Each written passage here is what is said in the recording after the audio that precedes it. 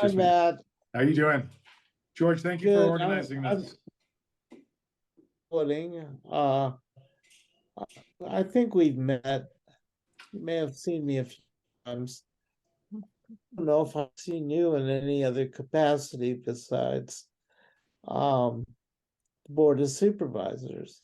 I know you've been. Maybe tell us a little bit about. About me? Yeah. Sure. So most of my career, I was in the San Francisco City Attorney's Office. I spent 14 years there, starting back in 2002. I went to do some private sector work for a couple of years, and then when I was, coming back to city government, I had an opportunity to. I was interviewing with a couple of different city departments, but I had an opportunity to work for Chief of Police Bill Scott. And as you might imagine, working in the city attorney's office, I saw a lot of the issues that the police department has struggled with over the years, and that led to some of the police reform efforts. So I had an opportunity to work with Bill Scott, and I started at the SFPD as a civilian member of the command staff, just a couple weeks before COVID. And one of the things that I came to see in that role was I represented the police department in a monthly meeting with the Office of the Chief Medical Examiner and officials from the Department of Public Health to preview the monthly report on drug overdose deaths. And for me, I have been open about my own journey in recovery from addiction, and it was difficult to watch what was playing out in San Francisco with the drug scenes, the drug dealing, drug overdoses. And I made a decision after a couple of years there that if there was a vacancy in District 6, this was personal to me in a way that politics has never been personal. And I was going to ask the mayor to consider me as her appointment. And I did that. And, then I got that role and then asked voters for a chance to have 4 years at it. And they gave it to me with a margin bigger than I was expecting. But so I ended up asking for a job I never thought I would want, let alone have. But now that I've got it, there's a lot of things that I want to do. To me, the number one thing that is the biggest priority is we have to fix police staffing. I don't want to say this is the panacea that's going to fix everything, but I can say unequivocally, if we don't fix this, we're not going to fix much of anything else. So it's that important to me. And I will tell you that in a little over, it's coming up on a year and a half, I guess, at the Board of Supervisors, I am more and more convinced that so many of the problems that we're facing come back to the issue of having a police department that is 1/3 understaffed. Literally 1/3 of the police department we're supposed to have isn't there. And what's more scary to me is that there are 350 current police officers today who are eligible for full retirement. They could retire tomorrow. So if we don't fix this, if we don't turn this around, it's only going to get worse. I will say it is frustrating to me because unlike COVID, this was a foreseeable crisis that we're in. We have known since the Clinton administration that the day was coming that all those cops hired in the Clinton era, when Bill Clinton promised to put 100,000 cops on the street, we knew they were coming up on retirement. This shouldn't surprise anybody. And yet we're sitting here with, a crisis on our hands. That's why my number one priority, and I apologize to everybody in advance that I'm going to be a broken record for the next 6 months or year, depending on when this goes to the ballot. But I'm going to be like a dog with a bone, making sure that we fix this. So I really appreciate the opportunity to be here. And I'm happy to talk about the charter amendment if you want me to sort of give a little preview. Definitely. Okay. So let me see if I don't know if I have the ability to share my screen. Let me just try this. You just hit the share screen, the big green. Yep, that's okay. it. There we go. So let's see if this is the San Francisco Police Full Staffing Act, and there's 4 parts to it. Can you see what I'm showing you? Yes. Okay. So part number 1 is to mandate a minimum police staffing level. This would reestablish the minimum staffing level that was removed from the charter in 2020. Back in 1994, there was a charter provision that set the minimum staffing level at 1,971 full-duty officers. That was removed in 2020. The charter amendment requires the police department to do an analysis of how many police officers it needs. This fulfills some of the work that had been done at the Board of Supervisors for the last few years to independently determine how many police officers we should have. The outside independent recommended number is right now 2182 full duty officers. I propose a minimum staffing level that gets us there in 5 years. Unlike the 1994 charter amendment, it would include provisions that will enable us to change it over time. The problem with the 1994 charter amendment was that it had a static number that sat there depending, immovable, even though population is going to change. So there will be a provision where we can change it every 5 years. The first 5 years, I propose doing graduated targets. And can you see the little step thing that I'm showing? The staffing minimums are going to grow from year one, where it'll be 1,800 full duty police officers. It's important to understand right now, we have 1,475 full duty police officers. In year one, I want to make sure that we are funded to grow to 1,800. That's going to be a very aggressive number, but I think it's doable for reasons that we can talk about. But in year number one, the minimum staffing level will be 1,800 full duty police officers. Year two will be 1,900. Year three, 2,000, 2,100, 2,182. And by year five, we get to full staffing. And we're going to be doing that with what I'm calling a flexible set aside. That means we're going to be committing to fund the hires we're able to make. But if we can't make hires, because right now we're in an extraordinarily competitive environment for law enforcement personnel, we won't have to set aside the money. We will allow the controller to release it so it can be spent on other things.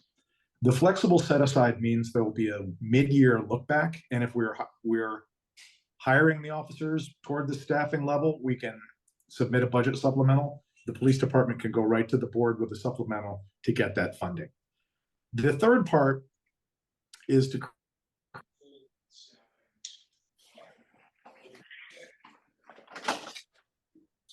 Your volume went down.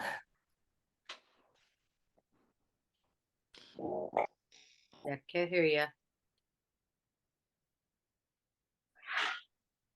I'm sorry, we can't hear you anymore.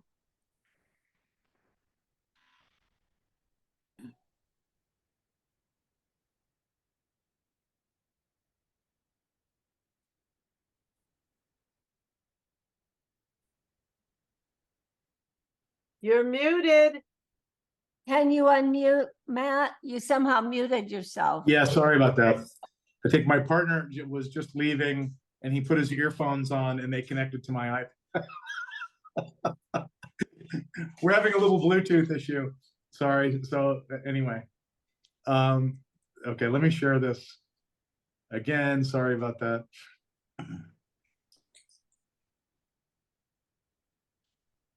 Okay. Okay, so the third part is to create a police full staffing fund.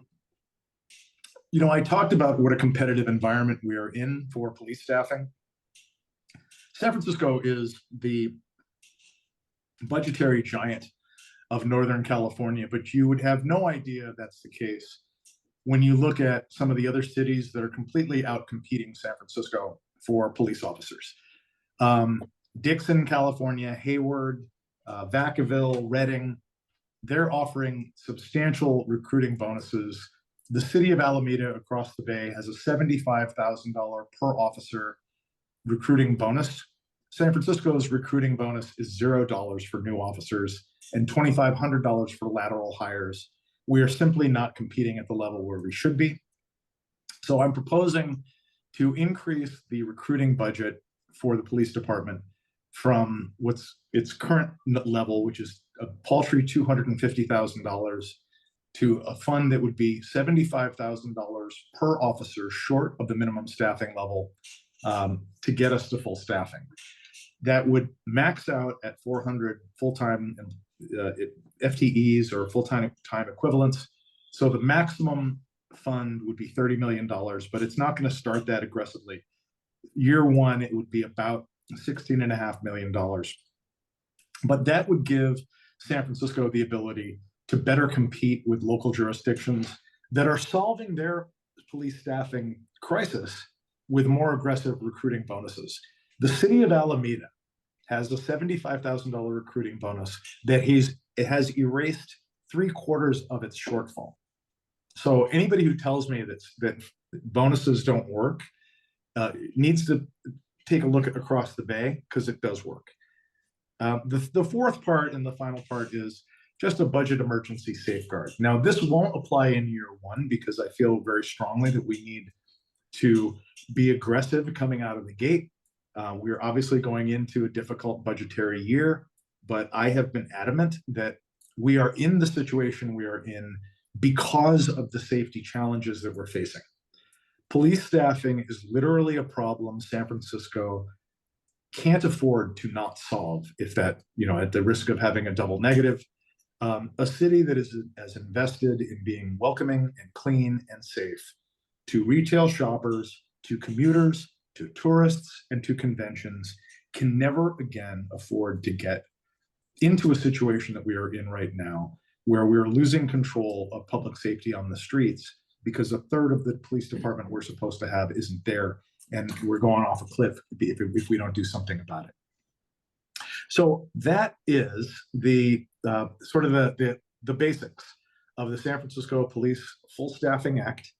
Let me back out of this. But, and this is citywide, right, Matt? say that again? It's citywide, right? Oh, yeah. Yep. Okay. Could you possibly send us a copy of that chart? Because I thought that was really well done and Yeah. it's very informative. It's Yeah, actually 8 pages, and I called the staff yesterday. They could not have been nicer. They sent it within 15 minutes to me, and I was just so impressed. Oh, great. And I guess since I'm already talking, I did present it to a group that I belong to, and one of the while they wanted to read it over, I had sent it just before, and they didn't have a chance to read it all. Just in discussing it, they said, well, one of the problems is an HR problem, that when you apply to the police department and go through all the steps and the academy and everything, that it could end up being like 1.5 years total. And that's something needs to be done about that. I think you're right. There's a limited number of things that I can do with a charter amendment. One thing that I am saying to everybody is, listen, I'm in my first year of my first term. I'm swinging for the fences on something that this city hasn't gotten right in 50 years. But I have said to everybody, including the chief of police, I'm going to be, like I said, a broken record until this thing gets passed. I am confident if we can get it in front of voters, it'll get passed. And then my plan is to be around for 8 years. And let me tell you right now, I'm going to be watching closely what is getting in the way of progress on this. I will have hearings on this. I'm not moving on to the next thing. Public safety is a priority for me. It's part of the reason that I asked for this job. So I'm going to be watching closely. I did say to the chief and my former boss, and I've said it to my colleagues and to the mayor, it has always bothered me during my time in City Hall, watching how city leaders will set up city departments for failure and then make a big show of blaming them for failing. I don't want to ever be that supervisor. What I'm trying to do in this charter amendment, and especially with the full staffing fund, I want to give the police department the opportunity to fix this. I want to set the police department up to succeed. But I also said to the chief, no hard feelings. But if I set you up for success and then you fail, I am going to blame you. So like, you know, I really am going to be watching this closely and making sure that you tell me what is getting in your way, and I will do everything in my power on the board to get it out of your way. We have to have a fully staffed police department. We're too invested in being a welcoming and safe city to not be. Thank you. Thank you. Any other questions or? Well, you gave us a lot to think about. Okay. My chief of staff is David Owen. He can reach out. There's some information we would love to share. You know, if there are people want to send emails to the Board of Supervisors, this will be coming to the board, to the committee that I chair. It's on October 23rd. It'll start at 10 a.m. It's going to be item number 1. I have looked at the polling on this. I am very confident in where voters are. I am less confident in where my colleagues are. There are some public sector labor unions that don't like this. I think they're seeing a zero-sum game of, you know, they are going into a difficult budget year, and you know they're fighting for their members, and they don't see this as helpful to their unions. I've been honest with people. I get that there's staffing problems in many city departments, but the reality is we're not losing conventions because we don't have enough librarians. You know, we do have. Are we short in other public sector roles? We are, but we're not as. I hate to use the word catastrophically, but when we're talking about the potential of a police department at 50% strength, it's close to catastrophic. I mean, I think this is something that is worrisome to me, and I'm pretty jaded. I've been around law enforcement and San Francisco politics most of my career. So I feel very strongly that we need to turn this around. And is there a hand up? Yes, I had a question. You mentioned unions. I'm just curious as to whether or not there's some kind of friction. You don't have to tell us if you don't want to, between the various departments, like the police department, the sheriff's department, some other security, you know, department. Is that part of what is causing the problem? So yeah, I think the sheriffs and 911 operators are also short-staffed, and that's playing out in some of the challenges around public safety. What I have reminded everybody is I'm not giving up on you either, but understand that in 2020, there was a charter amendment that amended a 1994 charter amendment on police staffing. This is an attempt to get that right. So that's why I don't want to open this up to a big tent kind of thing. And honestly, if I started doing that and it became kind of a grievance for, you know, everybody wants something special, it's going to be, I think, too big a ticket an item. Right now, what I'm hearing from my residents, and I think my residents are not atypical of the rest of the city, public safety needs to be fixed. And the message that I got from District 6 voters, loud and clear, is fix this, or we will find somebody who can. So I feel like I'm on a short leash. What I said on my campaign was, my campaign sign said, Matt Dorsey is fighting for a safer San Francisco.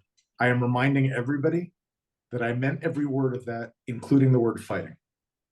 So I'm saying to some of the unions that I'm not giving up on you, and I may fight for you in some other ways, but right now, this is the one that we have to fix.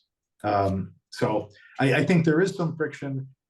Interestingly, labor is not united against this.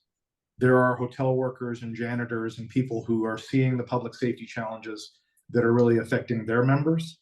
So I feel, you know, this is affecting housing and investment and things that play out in building trades. That process needs to work out. That, you know, I think we're having a lot of behind the scenes conversations. I'm committed to having any conversation, pleasant or otherwise, you know, toward making progress on this. But I'm going to be fearless about it. But I'm going to need air support from LS. And then George, I'll take your question, but there's one other thing I forgot to mention that I do want to close with about the importance of why this is a charter amendment and why I think the political dimension of this is so important. But George, why don't I answer your question? I-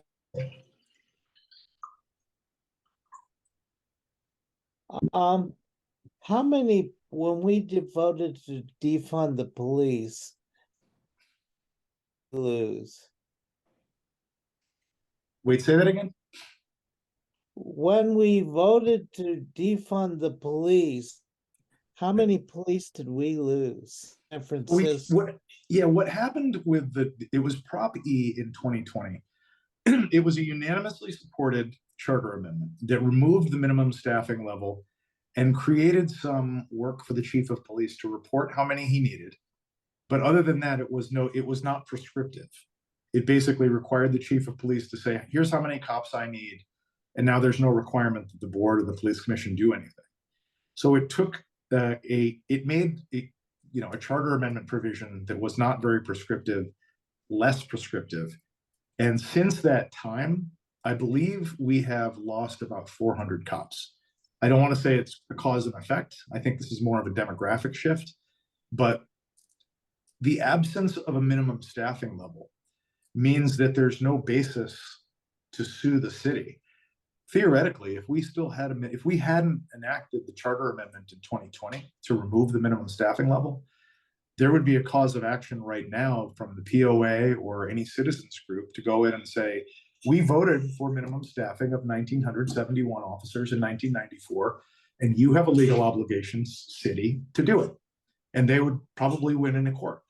Right now, we don't even have that. We have no sort of teeth in the law to do anything. So part of what this charter amendment does is put a minimum staffing level back so that we never get into this situation again.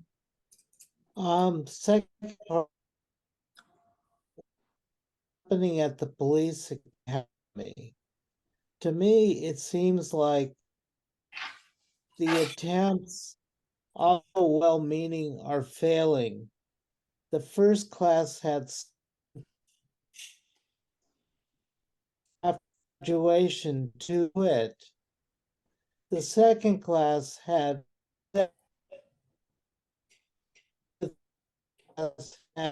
6. Right. So what I'm trying to figure out is almost a dead end. Does that mean being prescriptive again, that your only option to get police?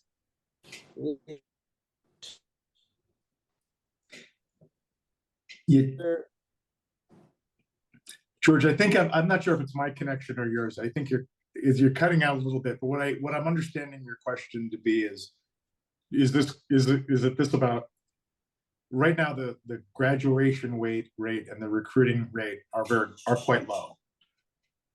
Are you asking if this is going to fix that? I don't think it will. Okay. Asking basically, where are you going to get the police to your requirements? If you're not going to be from the academy, where are they coming from? So there are cities that are successfully hiring. It's just not in San Francisco.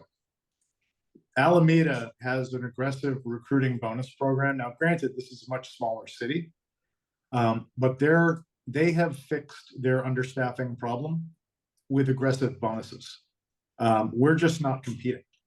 I think that there is a way that we can do that with dollars and compete better than we're competing. There is one dimension of this that separate from the policy is the politics. And one of the reasons that I feel really strongly I would like to go to voters in March, and why I'm hoping I can get 6 votes to do that, because if I can't get 6 votes at the Board of Supervisors to take this to voters in March, it means I have to go get signatures. I will raise the money. I will take it to voters. I will get the signatures, but that means we're going to go in November of 2024.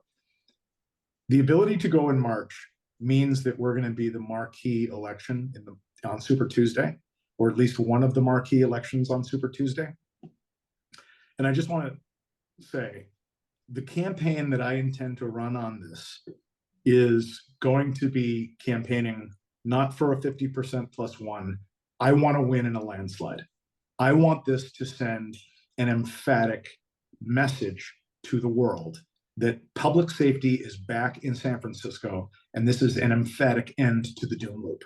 There is a narrative that San Francisco doesn't value the work of law enforcement officers, and that is a problem we can solve on election night.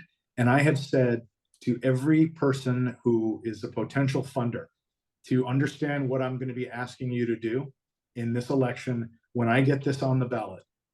There's a famous story about how Joe Kennedy once said to JFK, "I'm not paying for a goddamned landslide." I'm asking everybody to pay for the goddamned landslide. I want this to send the defund, disband, and abolish margin, fringe to the fringe, and reassert that San Francisco, by dominant numbers, wants a fully staffed police department. And I think if we can get that result on election night, it will be heard across the nation. And I think we will see applications to the San Francisco Police Department increase immediately. So I do think there's a political dimension to this that's at least as important as the policy dimension. Thank you. So who's next? I'm Dave? Dave, yeah, he hasn't spoken yet. Yeah. Here, I got Hi, yeah, okay. just a couple of thoughts. The tech company I worked at most of my career paid bonuses and all. I hope you have a provision that they don't automatically get it day one and then maybe leave in their first year with this nice bonus. Can you stagger it or something? So yeah, and this is a great question. Thank you for asking this. So the fund that will be set up will allow the police department to offer $75,000 bonuses, but it doesn't commit them to. And I thought it was really important to basically, I want to give the police department a budget to work with that will be competitive, but also not overly prescriptive. In other words, what I want to make sure the police department can do is figure out a way to solve its problems, but have the resources to do it. So here's the one example of something that the police department can do that would make a difference right away.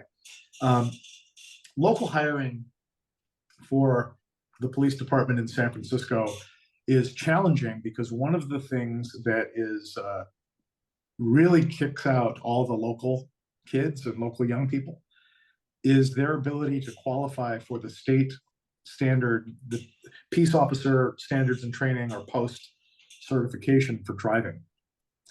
If you're growing up in Chinatown or the Mission or, chances are you aren't driving with the regularity of suburban kids. You probably take Muni and Ubers and, bike. But so that's the thing that's flunking out all of our local, the SFPD makes an effort to recruit locally, but there's this state standard that is flunking out all of our local folks. They could have a program that would work with young police cadets to teach them driving skills, to have a separate program for that. There's also a state law that is going to require college degrees. And that would be something else that would be, we could have a scholarship program for local hires.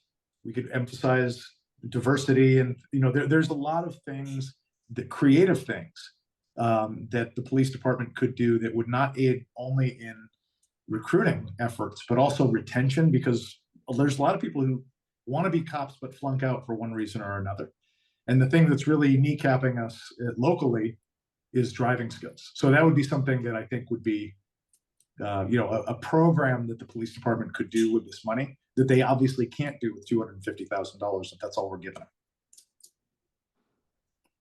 So who's next? Is it Renee? Yeah. Hi, Hey, Matt. Renee. How are you? Good. This all sounds terrific, but first of all, it's kind of crazy that we have to recruit somebody and pay them $75,000 to come to a great city to do a job, and try to beg them to stay here, so to speak. So kind of my question is, what is your plan or the chief of police plan and the rest of the supervisors to do to try to, once they are here, allow them to be able to do their job efficiently and not have their hands tied when they can't arrest somebody or they see somebody stealing a car or whatever, but because they didn't necessarily catch them in the act or, whatever it is, what are you doing to allow them to be able to do their job properly? So I think there's some changes coming. There may be other issues or things coming to the ballot that may streamline that. And I don't want to betray a confidence, but stay tuned. I think there will be some things to address some of the kind of like onerous bureaucratic demands that the police commission is putting on police officers that are having the effect of keeping them from doing police work. I do understand it, and certainly, in the 2 years that I was at the police department, I saw it on police commission. I think it's gotten worse since I left. With some of the department general orders that are, really onerous, and there's people who, some of my colleagues who are really, really meddling in sort of the minutia of police department activities. Which, even on foot beats and things like that, which I'm not against. I think everybody wants foot beats, but, understand when you have a police department that is as vastly understaffed as ours is, if you put an officer on a foot beat, that officer is not going to be able to respond to a 911 call. You can't have somebody sprint 4 blocks to a 911 call and expect that you're going to, that's not really the way policing works. So I think there's a lot of, everybody's an expert sort of on policing when you get elected to the board of supervisors. I'm taking the position that I want to do what I can as a lawmaker and somebody who has observed City Hall for 20 years to make sure that this department is set up for success. By the way, one other thing I was going to mention about the recruiting bonus to Dave, I forgot to answer this part of it. Alameda has a structured bonus. So the $75,000 bonus is not all up front. I think it was 25 to start, and then after a year or two, you get more. There's a way to structure it so that people aren't taking the money and going away. I will leave it to others to decide, but I just want to make sure that the department has the resources to be creative and effective. And a lot of I have a lot of friends and whose husbands are police officers, and they're very frustrated. Yeah. They feel, they don't want to be here. They're very frustrated. Nobody wants to work here. It's hard. It's if we can, I think if we have that point I made about the political dimension of this, if voters speak loudly and clearly, I think it will change the whole tenor of police commission meetings. I will always have a lot of concerns about what happened in 2020 because that charter amendment that removed the minimum staffing level was also endorsed by the Democratic Socialists of America and the Libertarian Party, because in their view, it was something that was going to help defund the police department. And you know what? They were more right than we knew. So. I had one other question, if that's okay. Sure. I was just curious, there's some discussion among some of the supervisors about there being a problem with having to turn beat cops into higher levels, and that being a problem because now you don't have enough beat cops. Do you feel like it's basically financial? That's why you need to continue to advance them in their career for financial purposes. And if you just paid the beat cops more money, there wouldn't be that need for so many chiefs and not enough Indians. Yeah, I think so. I know that this has been an issue for Aaron Peskin about the size of the command staff. I will confess that, I was only at the police department for a couple of years, so I was in the city attorney's office. I'm familiar with a lot of city departments. The command staff has gotten larger. Part of the reason that the command staff has gotten larger is because of some of the police reform work that San Francisco has been doing for the last 5 or 6 years. That a lot of it has to do with community engagement. And, in my view, when we're talking about, 2 or 3 command staff positions, and if we got rid of them, we could have 5 more cops. It feels like we're rearranging deck chairs on the Titanic. We need 500 cops. I appreciate that you were having this conversation. I suppose that, more cops is better than fewer. But of the things that I would be prioritizing in terms of what the police department needs to do, I wouldn't put sort of the top heaviness of the command staff at the top of the list. I would say there is, from what I understand about urban police departments, I do think it's important that people who are coming up in their careers see that there is opportunities for advancement in their careers. And I think the ability to be an expert on, a homicide investigator, and then to run a department or a station oneself, or, go to the airport and run, sometimes going to the airport is sort of a grooming.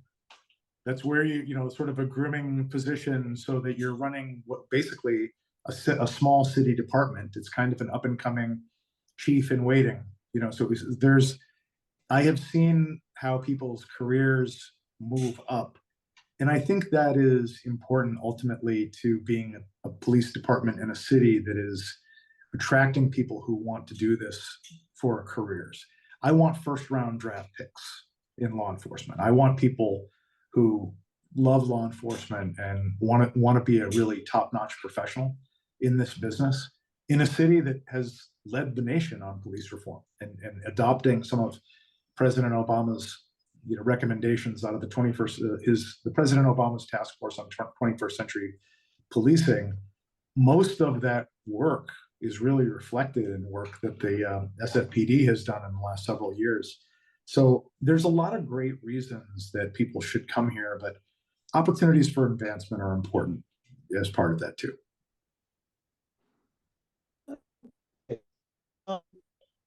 I think what we'll do, I think this is a wonderful discussion, and you could join us. Hopefully you can hear me. Yeah, I can't. Something wrong with my connection tonight. So thank you so much for coming, and figure out as a group. One last thing, what would you endorsements, resolutions? Is the question what would I like an endorsement? What I think the question is, how can we help you? You know what? If I could get, there's a couple things. One, absolutely the ability, we have some endorsements, Hotel Council and SF Travel and others, who are coming on board. Mark Benioff gave me an unsolicited endorsement on Twitter or X. Greg Sir has endorsed. So the more people I can say are behind this, the better. I need all the air support I can get right now.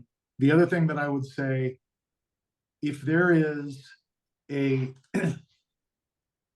club, a knitting circle, a coffee clutch, any collection of people who have an interest in hearing about police staffing, I'm there. But I would welcome the opportunity to come make my pitch. If I have time on my calendar, I'm happy to do it. And I'm at an age, and maybe this is just something about my social life, that this is the highlight of my Friday night, coming talking to you. So thank you.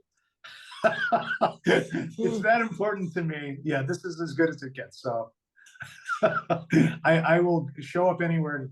So if you have thoughts about people who would want to hear, who I could make a pitch to, who'd want to come aboard, it'll all help. And it's really going to make a big difference. I need air support on October 23rd.